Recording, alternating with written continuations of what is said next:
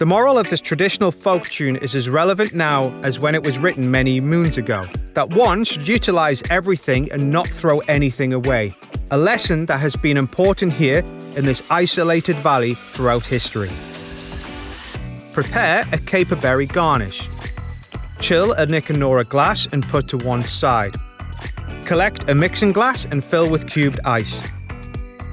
Snap's Bornholm No. 2 showcases some of Denmark's finest ingredients, including sea buckthorn, dill and cucumber.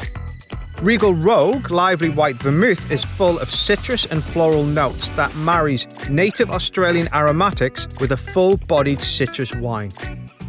Aalborg Tafel is a classic aquavit which has been an institution in its home country since the 19th century, characterised by its lovely caraway and citrus flavour. Sauvignon Blanc adds a hint of zesty lime and tropical fruit.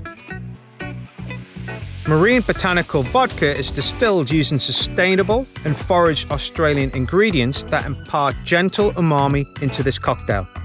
Stir for 15 to 20 seconds. Dip taste. Empty ice from the Nick and Nora glass. Pour. Carefully position the caperberry into the base of the cocktail. Rinse equipment and replace. Present and serve.